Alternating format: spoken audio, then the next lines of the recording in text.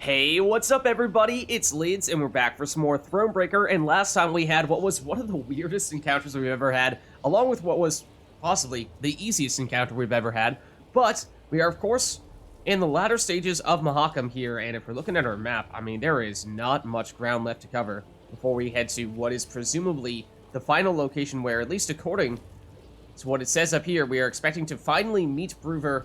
I mean, we encountered him briefly, made a brief hello to him previously, but a full-blown meeting on this occasion, and perhaps the moment of reckoning, because we've had a lot of things over the course of Mahakam that we've learned about that will either make Bruver think more highly or not as highly of us, and way more than I expected there to be, for what it's worth. But at this point, I'm expecting, probably just a small handful of additional encounters before that actually ends up happening, so we've been trying to keep stock of how we are faring with regard to all that. But at this point, I imagine we are pretty darn close to finally getting the verdict we've been waiting for. Also, it feels like it's been forever. I think I said this before, but since we found a hidden chest, so I really feel like we've missed something here. That is, of course, another thing to bear in mind as we are getting close to the end of Mahakam. That looks like a monster. A very big monster of some variety. Do we see anything else now that we've gotten a little bit closer here? Well, it's a recruit, or conscription post is the technical name. So why don't we head up in this direction first and see what we can come across here. Ooh, and a puzzle as well. Okay. It's 9 recruits. Anything else in this area? Any hiding, any like hidden chests over here hiding in the corner? No, apparently not. All right, well, I suppose we see what the deal is here. And I'm pretty sure this is a puzzle, even though it kind of looked like it wasn't there. Stone Hearth, let's see. Mindful of the intensifying storm, Meve halted the march at a roadside inn by the name of Stone Hearth. Wait a second. Wait a second. Hold on. I see what you did there. Okay. Waiting for a turn in the weather, Meve bided her time by playing a round of Gwent with the innkeeper. Wait, Gwent within Thronebreaker? Or perhaps just reverse the two words that are the name of the title this in. It appeared the residents of Mahakam played by a set of rules different from what humans were accustomed to in the lowlands. Because it's Hearthstone! In case you couldn't tell. Destroy the Stone Hearth's resident hero, Garth Rockstew. Okay, now admittedly I don't know if that's a Hearthstone reference, but units whose armor is reduced to 0 are destroyed. Every turn, draw a card. Oh, okay. Except it actually plays more like Gwent multiplayer rules, it seems. I see. Oh, wait, no. No, that doesn't happen in Gwent multiplayer. I've been playing too much Rogue Mage. It plays kind of like Rogue Mage. I don't know. We'll see. It's a puzzle. Special rule set, 1 round, custom deck. Let's see what it's all about. I'm intrigued, at the very least. Alright, so let's see what we can figure out here. So supposedly, whoa, if we get rid of any unit's armor, it'll get destroyed altogether. That is the leader. That is our leader, Meve. We have a Golden Drake, aka Villain Trettenmirth. Mana what? Mana? What is this mana of which you speak? Is this actually supposed to... maybe it is truly supposed to be an imitation of Hearthstone. It has been probably a decade since I last played that game, but played it briefly, long time ago. Either damage the enemy hero by Golden Drake's power, 2, or force Golden Drake and an enemy to damage each other once by their own power. Huh. Okay, well, I mean, presumably we'd like to get rid of you. We do not have any leader abilities here. Mana. How does mana work? Okay. Mana crystal. Gain 1 mana. Every turn until the start, the total amount of... Okay, it is Hearthstone. It is absolutely Hearthstone. Okay. I remember... Now that I see this, I remember that is one of the key mechanics of Hearthstone. So, okay. Mana cost 1, deploy, draw a pirate from your deck, okay. Airfield Marshal. Either damage the enemy hero by Parrot Field Marshal's power 1, or force Parrot Field Marshal and an enemy to damage each other by their own power. So it's basically the same ability as Golden Drake. Surly Patron, mana cost 2. The abilities all look very similar. But if this unit takes damage and survives, spawn a base copy of it. Ooh. Oh, that sounds kind of nifty. That seems like we might want to play that turn 1 and use it to hit the Golden Drake.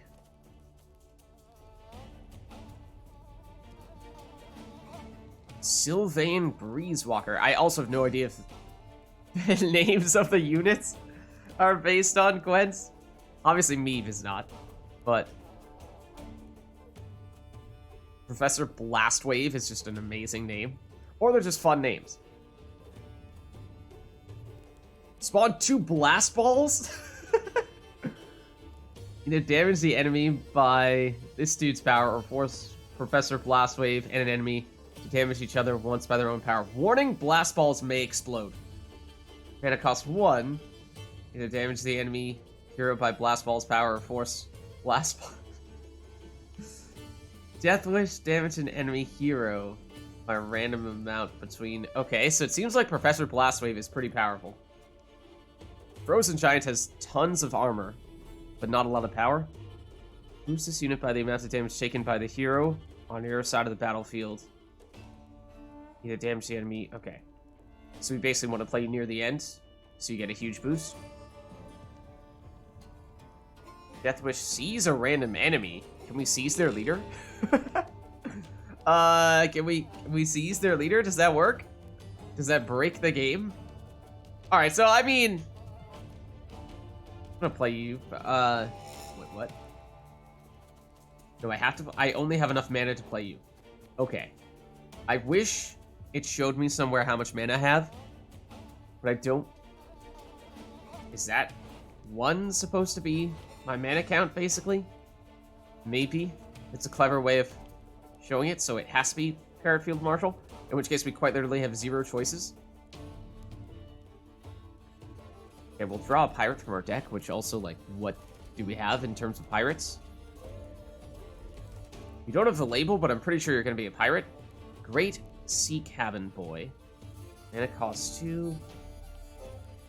Wait, either damage... Yeah, okay, same thing as usual. I don't think you're a pirate. Because in multiplayer, you're a dwarf, and you are a pirate in multiplayer, Gwent, so I assume that still is the case here. So, I mean, we have to play you.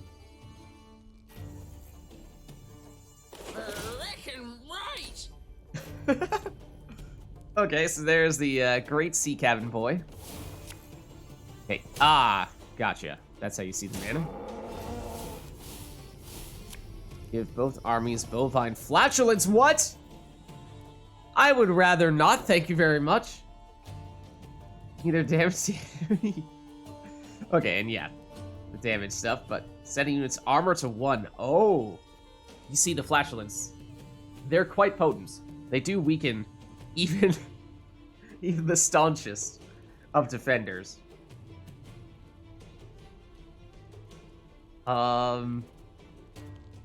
Okay. So now with 2 mana, we could play another Parrot Field Marshal, or we could play Great Sea Cabin Boy. Or the Surly Patron. Use this order to hit you or hit you. Anything else with deploy ability? You. Blast Balls. That is a deploy ability, but we can't use you yet. That's no deploy. Okay, so I mean it's... Oh, this is deploy. Yeah, we'd probably want to save this. This looks pretty strong. So I think we just go with the Patron. Is there any benefit to saving mana in between rounds? I don't think there is. So... I mean, do we just hit you?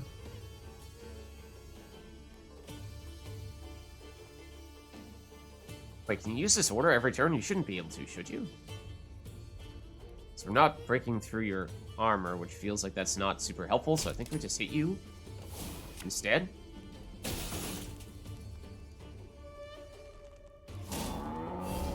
Hold on. Can you use orders every turn? You can? What the heck? Okay. Well, that's different. That's not in normal Gwent or Thronebreaker. Alright, if you say so. Still like to play you a little bit later, even though we do have enough mana to pull that off.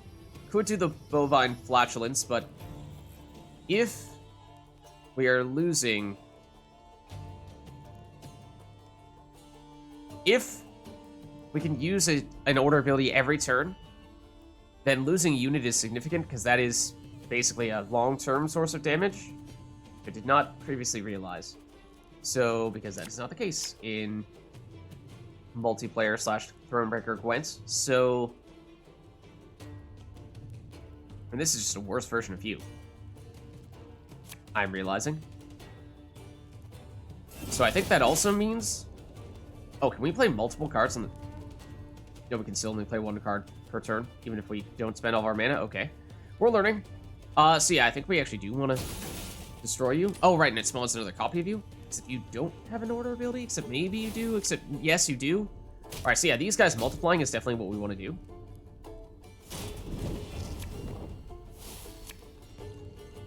So these guys multiplying is definitely what we want to do. Because we can just proceed to continue to do this every turn until our damage continues to... Oh. Oh, you didn't survive. Oops. Really? Oh, did they hit this? I didn't... Okay, maybe I wasn't paying close enough attention there. But, so now we are at 1, 2, 3, 4 mana, which means we could break out Professor Blastwave. We are forced to play things in the melee. Why are we forced to play things in this? This is so weird. It's like they changed a lot of the rules, but they didn't tell us exactly what they changed. Some of the details, yes, but others, no. Does feel a little deceptive. Yes.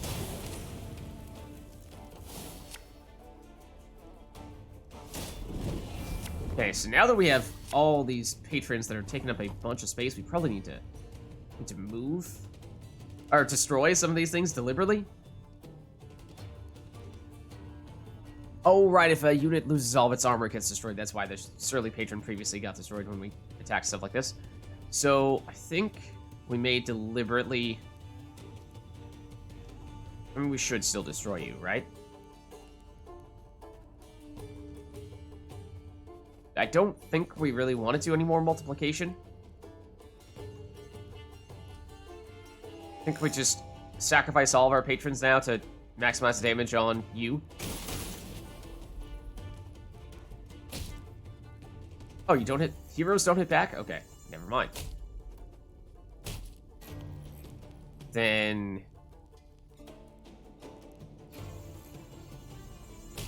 that... and damage an enemy hero by a random amount between 1 and 4. Oh, we would like for you to get destroyed for what it's worth, except I think you also will still have an order ability on our next turn. Like, it's still kind of weird. Still kind of weird to me. We are at 1, 2, 3, 4, 5 mana, which means no, can't use you yet. Could do the Frozen Giant, which would get pretty strong at this point. It might be Frozen Giant time. I think it is. Because we can probably win on this turn, depending on what this does. Yeah, because, like... if we deliberately destroy you... or we could just hit you. With probably absolutely more than enough damage to win right now, so, I mean, let's just do it. Don't make it more complicated than it has to be, but obviously we're going to maximize our overkill damage. Obviously, we're going to maximize our overkill damage. Really? It's cool that they changed up the rules, and it definitely is supposed to be based on Hearthstone because they named the inn after Hearthstone. But I have not played Hearthstone in a while, so I did not remember the finer details, and they definitely explained some, but not all, of the things that they changed going into that. And we get Blizzard in return, so let's claim it. It is a new card, of course. And let's take a look at what it does. It is... where? Where'd you go? Did I hover over it momentarily? Ah, no, there it is. Spawn and play 2 random trinkets. Oh! It's a trinket that gives us 2 random trinkets. Okay, so obviously in that way, the potential, the high-end potential, is twice as good as a normal trinket.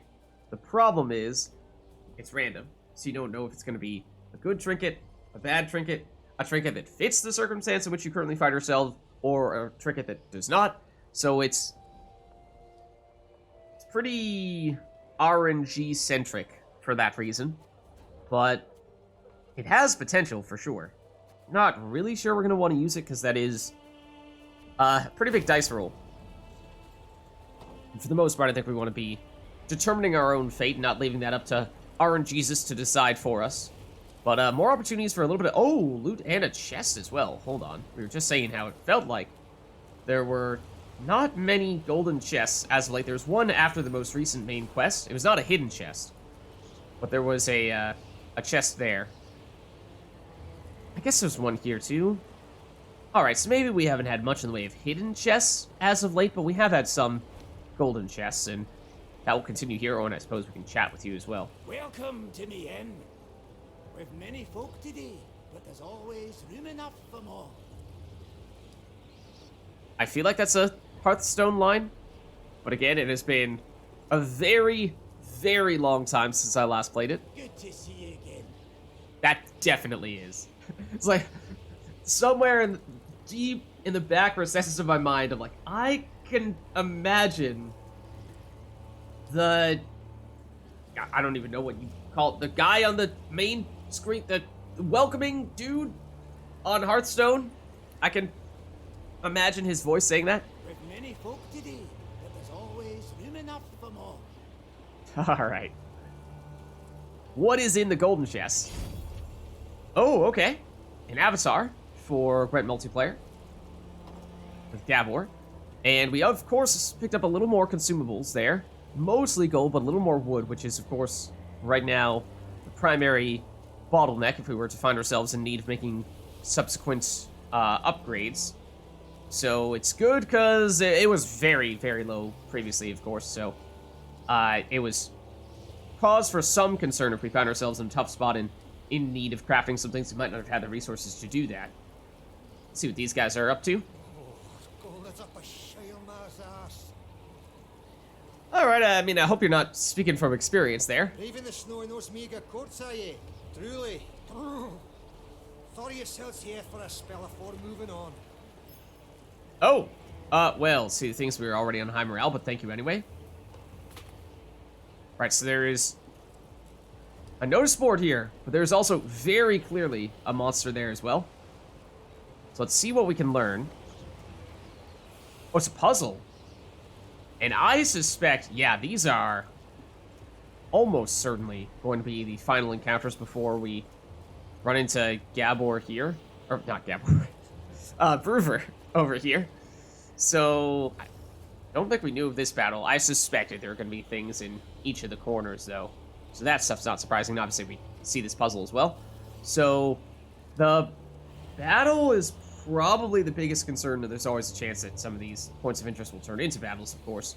But because this is going to require that we use our own deck, whereas puzzles do not. So, as we were just saying, if we have some concerns about the state of our deck and possibly needing to upgrade it, then maybe targeting the puzzle first makes some sense. So, I think we do prioritize this guy first, though I am curious to see.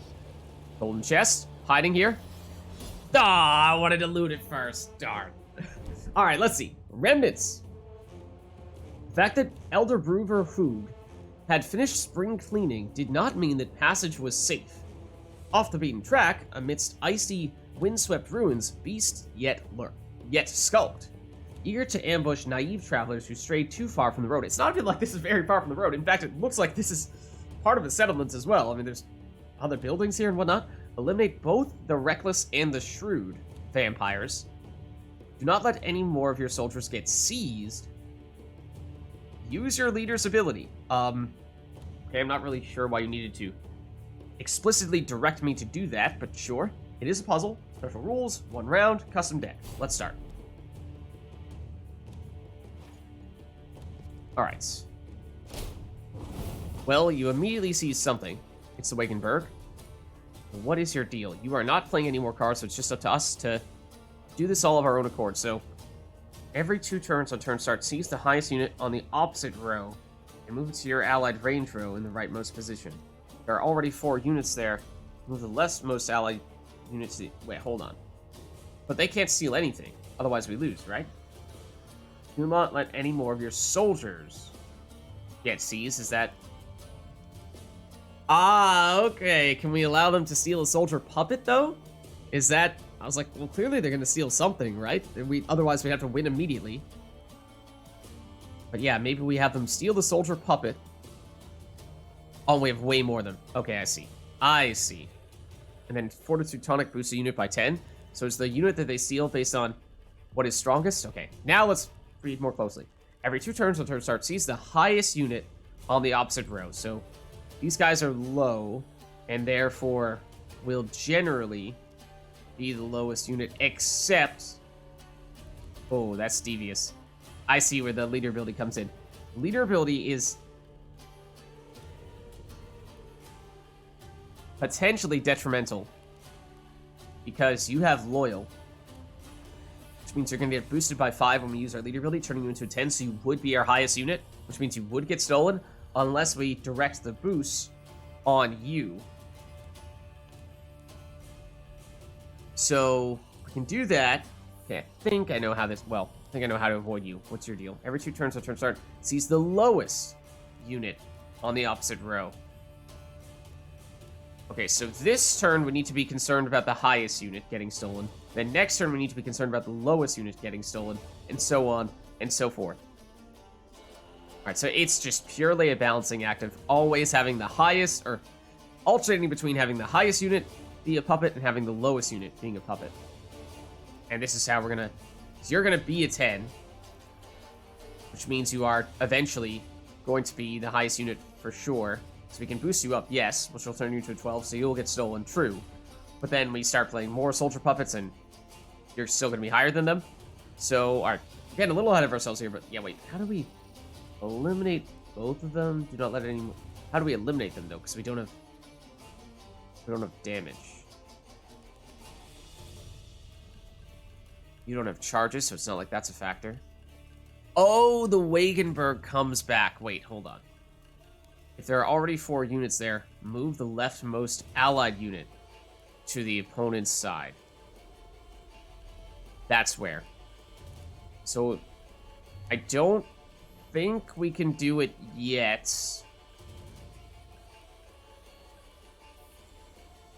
Can we? We go Soldier Puppet. Do we need to use leader ability every time we have it? Or is it like a use it once and that counts? Not entirely sure how this part works. So we'd like to kind of just use it once, get you up to 10, and say, alright, been there, done that, met that criteria. Don't need to worry about you getting boosted further once this comes off cooldown in 3 turns. But I think it's this. It's this. So you're a 10, but you're the highest unit, so you get stolen. We have, except we have 4 cards on this side, so instead we're going to seize you. Then you're going to be the lowest, which means we're going to need to boost you with Fortitude Tonic, I think. I don't know, man. Or that's only when they have 4 units? That's only when they have 4 units. Okay. So now they're going to steal the lowest unit, which would be you. Which means we do need to boost you, otherwise... Yeah, because if we boost you, then you get stolen, and that's what we want.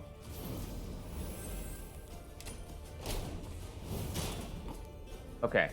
Now... Let's use the highest unit. How do we...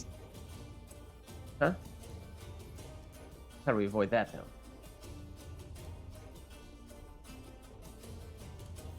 I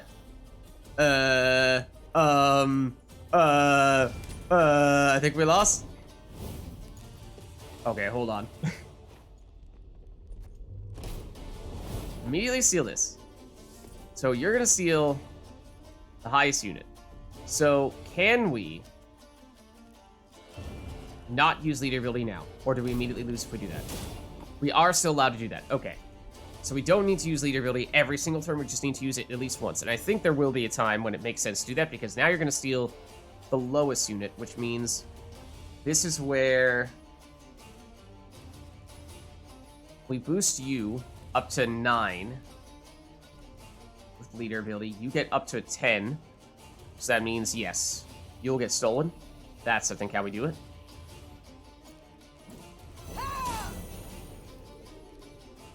And we just play another one of you. You get stolen. Then on this turn, it's the highest unit, which means this is where we do need to do this. So you get stolen. Then it's lowest unit, which means you're an 8, so this is fine. You'll be at 4 cards, which means we'll get you back, which means we can use that damage, and then I think we win. Oh, we do this. Now you're on 4, and they're dead. That's a cool one. Definitely very different. Definitely very different. But not so bad once you get the hang of it. I mean, honestly, there are only so many combinations you can do, and so probably just brute force your way through it. But no specific rewards from the puzzle itself, but of course, lots of loot at the end of it. So plenty of consumables to go around, and sometimes we see some additional stuff here, like a note of some variety that can give us information about something else. So let's see if that's going to be the case. Yes, it is. A letter found. The Workers' Commission has determined that the nasty stench floating around Crag Pass Gold Mine is not, in fact, a fart. Volta's or other... Oh, Volta, I'm sorry, man. They threw you under the bus with that one. But is caused by methane fumes. As a result, please heed the following. Do not enter the mine until the stench has cleared, under no circumstances. Do not come within 30 paces of the mine's entrance with a flame. Yeah, that wouldn't end well. Apologize to Volta for any inconvenience you've caused her. Oh no.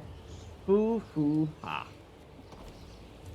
Oh dear. Okay, so I mean, that's probably an indication that one of these spots is the entrance to that mine. I mean, it might be this. So that just looks like a little set of buildings, little mini town. That looks like that's not so much a mine entrance. This looks like a cliff. That's really the only one that I can think of that would fit that criteria. But, okay. I mean, I imagine we'd be going there anyway, but perhaps now we have slightly more information about it. So, and now we're at 135 wood, which is still not a large number, but it is more than we had before, and if we are in desperate need of making an upgrade of some variety, that's hopefully a little more feasible. Just a little bit more. That's obviously a dragon that is currently chowing down, or a draconid, probably more accurately, chowing down on some kind of very unlucky dwarf. I mean, we could just casually work our way over here. Don't mind us yet, Mr. Dragon. Right, might this be the area? Valley of the Ancestors. I mean, that's looks like tombs, sarcophagi, or whatnot. Oh, what is this though? It's a letter, dear son. If you've opened the family tomb, it can only mean your father has passed and now rests in peace beside me. Please do not grieve, for this is the way of life. Always has been, always will be. If you're the head of the family now. It won't be an easy undertaking, but fret not. I set aside a sizable sum for this very day. You'll find it where we used to watch the sunset. May your future be long and bright. Your mum, Varvarka. Oh, that's sad. But also, we're definitely about to steal their family treasure. And that's totally up at the top of the mountain. And that is totally right here. No doubt. And there is finally one of those hidden chests.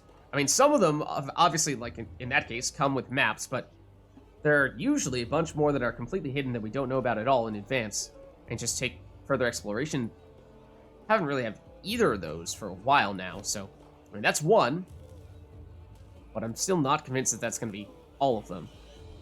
And get a better look at the dragon from a different angle there, but perhaps we speak with these individuals first. If we, apparently we cannot go, maybe we can. Meve does not know which way she wants to go down.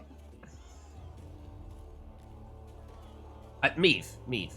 I swear, these individuals are not that oh, you do need to go this way. Okay, this is walled off. Okay. Hold on. Now I understand. Meet Meve. Meve. There we go. Meve now witnessed a sorry sight. A mass funeral for miners killed due to a tragic convergence of events. Their lead caskets lay upon the snow, wreaths of hop cones laid upon them in turn. The mourners waited for the diggers to finish. The digging was tough, for the ground was frozen. As the crunch and thud of picks and shovels continued, the dead miner's foreman scrambled onto a boulder to make a speech. Angry shouts and loud booing stopped him. My guess is that this might be in response to that mine that we heard about that had the methane. You knew it! You knew they'd smelled vapors, but you Yep. ordered them to keep digging till it blew up in their faces! Make Definitely. the daily quota whatever the cost, eh? Your blood and your nuts, whoreson! A mourner then picked up a chunk of frozen ground and threw it at the foreman. I believe that is Blood called a snowball, spurted from the gash that appeared on his forehead. or not. The first Ice ball, shot perhaps, was instead. followed by another, then by a rock, a brick. Meve realized that if she did not intervene, the foreman stood to be stoned to death. Oh. Okay. Well. So, we can intervene and say, hey guys, this is not the way to do this. On one hand, we're probably going to spare this guy his life. On the other hand, he's not without fault. Obviously, we've learned that there was knowledge of there being some kind of methane leak, or at least initially they thought it was someone farting. But then later discovered it was a methane leak, and this guy apparently told them to keep on mining, and then the fumes caught fire, exploded, or, exploded in some way, shape, or form, and was presumably the cause of most of these deaths, and they are blaming him for it, and, there's some logic behind that. Still, this is obviously not one would assume, not the right way to, communicate those concerns and that frustration and that anger and that the proper way of grieving, what have you, but probably should intervene and hopefully find a way to still say, hey man, you messed up big time. But crowd that is very angry at this dude, I know you're mad as well, but there has to be a better way to do this. Something had to be done quickly. Meve saw this clearly. She spurred her mount and rode into the cemetery, pushing through the throng, then stopping before the foreman, the horse shielding him from further blows. Calm yourselves! Silence! His guilt cannot be decided here. It must! Before Meve could finish her plea, a large rock thrown from the crowd struck her bosom, nearly knocking her from her saddle. Excuse me? Upon seeing this, her Lyrian escort lowered spears and drew swords. And Oh, rushed at the goodness angry Moors. gracious. Alright, well now this is gonna backfire humongously, and Brewer's gonna be mad at us for doing this. Okay, well, we knew that this was, going to be a little bit difficult to walk that fine line, but alas, there's no opportunity to walk the fine line. It is just well-intentioned, but going to backfire 100%. Isbel Oh! cried out. Her hands began to radiate a fierce light that blinded both dwarves and Lyrians alike. Have you lost your minds, all of you together? Not had your fill of misfortune yet? Lower your arms at once. Whether the power of Isbel's magic or Oh. the force of her appeal had the greater effect is difficult to say for certain. Either way, both sides suddenly lost the desire to fight. Meve breathed a sigh of relief. aware that if not for Isbel's intervention, a great amount of blood would have been spilled at that cemetery. Absolutely. Yeah, or Isabel will intervene and sort all this stuff out for us. This is, I think, the first real time that we've seen Isabel play a major role in any of the encounters after having had her join our group. I mean, she's maybe very briefly back in Edirne reminded us of, hey, I don't like fighting. And we've thought that maybe on some occasions where we had the option of being a little more confrontational or not being confrontational, that perhaps that might be enough to make Isabel say, yeah, thanks, but I'm out. But no, first time that she's jumped in and helped us out here, and this seems like very similar to what we saw with Barnabas back in Blackbrook Vale, where if not for having one other person joining us, one other hero with us in our party, then things could have gone very, very differently. So in that case, what went from a negative may have just turned around into a positive, or at least a neutral situation, outcome in this case, so... Knew there'd be a stink cause of this. Knew there'd be a stink cause of this. So, yeah, I mean, that makes me wonder. I mean, in some cases, if you don't have Isbel, I imagine that that is just a situation, kind of like the encounter you guys had talked about previously over, where was it? Over here, with, Rayla, and if we still had him, Ake. You guys had said, for the Thronebreaker pros, they remember this encounter here, and they just say, avoid it at all costs, don't ever go there in a run, because you're gonna lose one of your heroes in the process. So, obviously we didn't know that, because we're going in blind here, so we ended up doing it, and we lost Rayla in the process. But, I wonder if this is a similar such place where, obviously, we had Isbel, so we were fine, but if, for whatever reason, you don't have Isbel on this occasion, there's just absolutely no reason to go here. It's purely a negative encounter, and so you might as well just avoid it. But, well, fortunately, we did have her. So, as I said, I'm assuming that's at least a neutral, if not positive, outcome from that.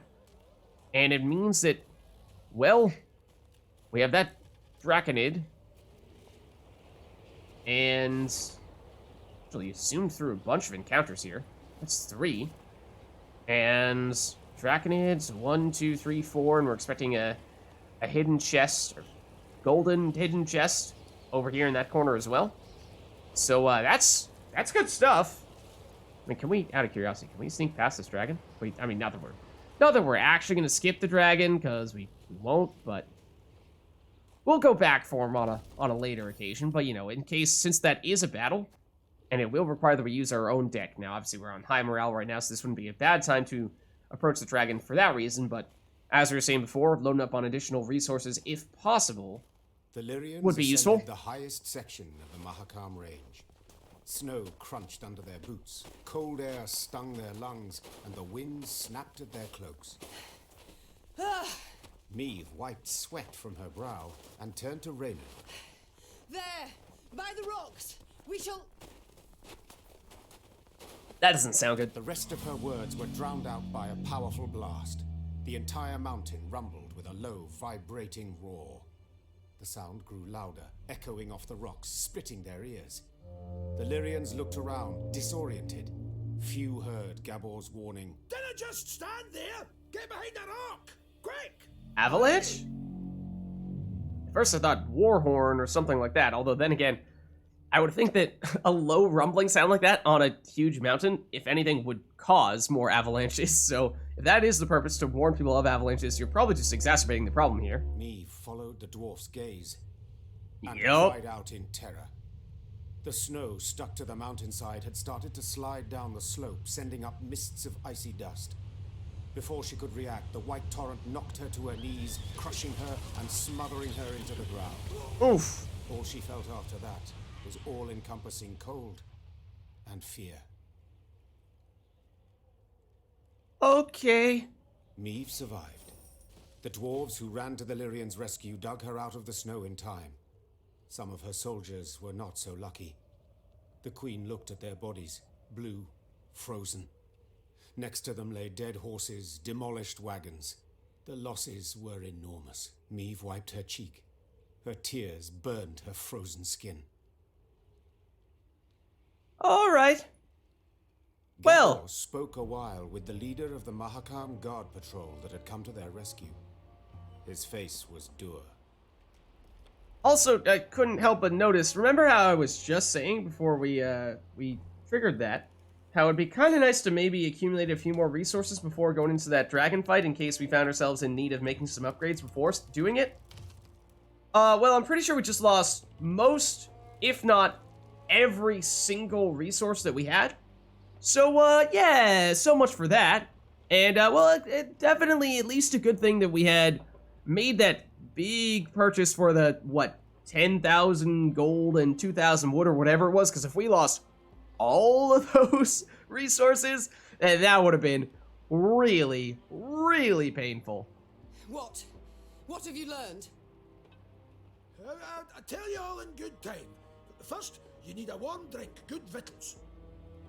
Oh, dear. No, Gabor. I need to find out what in blazes happened here. Well, it was an avalanche. There's more to it than just that, though. Of course it was an avalanche. I'm no fool. But what caused it? What was that noise? Exactly. As I said, doesn't seem like that would be a very logical way to warn of an avalanche. Felt like, if anything, that was a war horn that might have triggered the avalanche. Signal horns. Ours. Might this have been what was actually the plan from that... Remember the note that we received from that spy a little ways back that had said that there was some intention of ambushing Meve? And we had assumed that that was going to happen right around the dam, but that wasn't really the case there. Maybe this was actually what they had schemed up all along. Some alternative method to deal with Meve. So you brought this snow down on us. Dwarves! Because it was supposedly going to be the dwarves doing it on the Nilfgaardians' behalf, yes, but the dwarves actually triggering this trap. And that would seem to make sense with what just happened here. Well, aye, but, unawares. Not so convincing, Gabor.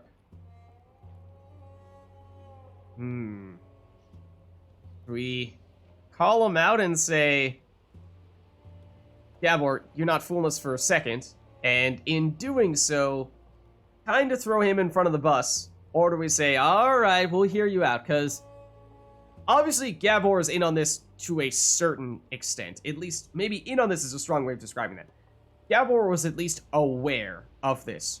Was he directly involved / in support of it? I mean, on one hand, he is the person guiding us. So you could make the case that it was his job to bring us to the location of this trap in the first place. So he was an important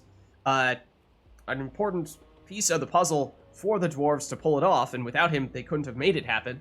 So he was that important of a piece. Then, yeah, he maybe is fairly responsible for it, even if thus far he's been a helpful ally to us. I mean, this feels like, you know, we're probably going to abandon all ties with him afterward because there's no mending that bridge once we burned it.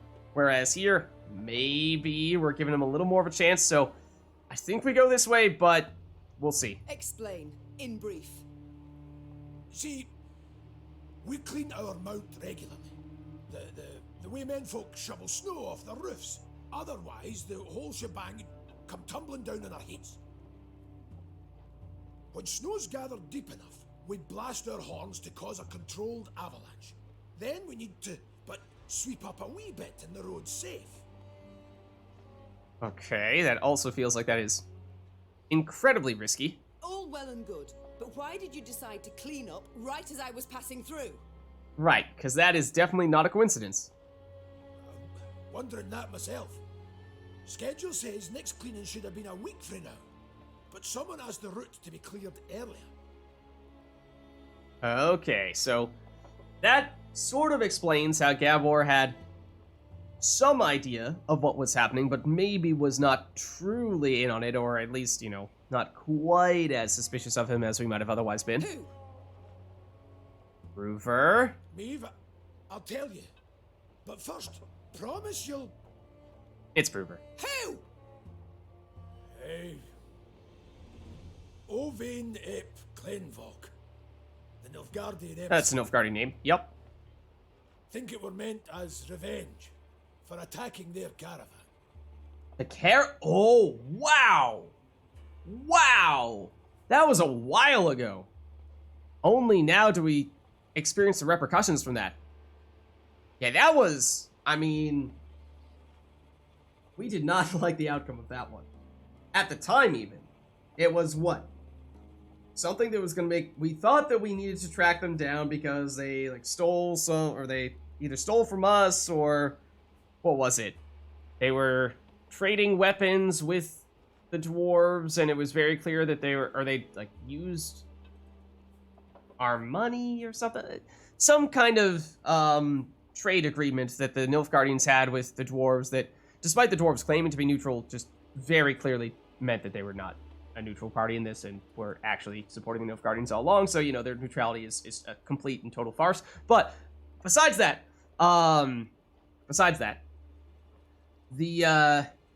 it also, we didn't really resolve the situation.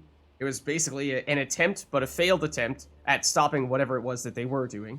And we got low morale, and I forget what, and Brewer didn't like it. So, you know, it's just all around terrible outcome, short term, and long term we expected from Brewer. But, then also this avalanche? Like, does this avalanche just not happen if you don't try to go after the caravan? In which case, you know, you're potentially going to save the possibly thousands of gold, wood, and maybe recruits as well that you lose in the process. Recruits is actually the big thing. If I saw the gold went to 0, and I think the wood went to 0 as well. I saw there was a red number next to the recruits. I hope that didn't drop from, you know, 200 whatever to 0, because if so, then obviously that is a humongous number to lose. But that's what we were saying before with the gold and the wood, was at least we spent a lot of that previously, so it's not like we lost our life savings, but that is the case for the recruits. But, alright, well. The bastard. Reynard! Reynard! It's not Reynard's fault. Wait! I understand you're a wee bit upset, you've every right. But you'll never prove Ovain meant you harm. The sly weasel will make sure he didn't dirty his own paws. I mean, the fact that you know that it was him, in and of itself, is pretty much, you know, it's pretty much all the proof you need. I've no such scruples. I'll find him and kill him. And then? How'd you tell that tale to Brewer? That, you know, you've been very clearly supporting the Nilfgaardians all along, and so any claim that you have for neutrality is false. Meve, you're justly torqued, but for the love, just this once, let it go. Or you'll leave Mahakam with near a scrap to show for it. I mean, we no longer have a scrap to show for it because of that avalanche, so, I mean, again, like, it's kind of fallen on deaf ears here. Moments later, scouts reported Ovain was camped to the north of the accident site. Meve had to decide how much she was willing to risk to get her revenge on the Imperial emissary. Okay. Okay. Oh, we save our recruits. Thank goodness.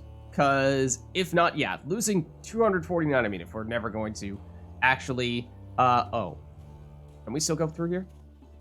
Okay, that was one concern I had. My immediate concern was going to be, alright, if this whole place gets flooded by snow, are we just never going to be able to travel through the rest of Mahakam? This was basically functionally a point of no return. And so, walking past that dragon was going to, you know, come back to bite us to a small extent. And whatever else we might have still wanted to do back here, I don't know, it's mostly just shrines. But, yeah, so there's that. Obviously, losing the gold and the wood. Thankfully, we spent a lot of it, so it was, what, on the order of, I think, a few thousand gold and little over 100 wood, which is not a catastrophic loss. It would have been a big deal to have lost all these recruits, because that is a ton. That being said, of course, we haven't really used any recruits at all, because we haven't been crafting cards at all. But, you know, it's nice to at least have the capability of doing so if/when we find the need, and so having that stockpile was something that I was leaning on in case of emergencies. But, well. It sounds like, at this point, one of these areas, possibly this one all the way in the most remote spot, or maybe this one, is going to be the Nilfgaardian outpost and the place where we can potentially attack the Nilfgaardians who just, very clearly set an avalanche on us. Bruver, diplomatically, you are a complete idiot. I just feel the need to acknowledge that because, yeah. You claim neutrality when you are anything but that. Yeah, so we can try to hunt down those Nilfgaardians, and in doing so, probably raise our morale, maybe get some resources back. I mean, probably not going to get a full refund, because it's not like the Nilfgaardians stole it. It's just buried in all this snow. And, but in doing so, we absolutely would make Bruver mad at us. The question is, as we were saying before, is the formula, is the way that Bruver makes up his mind equal for every encounter that works for or against you, where, it's +1 point or -1 point for every good or bad thing that you do, or are some things more significant than others, in which case, I mean, this certainly sounds like it would be a high priority thing that could be minus several points if you were to hunt down the Nilfgaardians. So even though it does feel like we have, especially as of late, done a lot of good things that will make Bruver be more supportive of our cause, this might still be a step too far and might reverse any progress that we've made. So, or, I mean, maybe this is not even, a point value where it gives you -1 or 2 or 3 points on however it is that Bruver makes that calculation, but maybe it is just an automatic, if you do this, no matter how many other good things you do, this is the deciding factor. You are not getting Bruver support. So, for all those reasons, I'm, as things currently stand, leaning against hunting down those Nilfgaardians, but alas, that's a lot to take in. And I think this is probably a good place for us to wrap up here, so thank you all for watching, hope you enjoyed the video, and I'll catch you next time.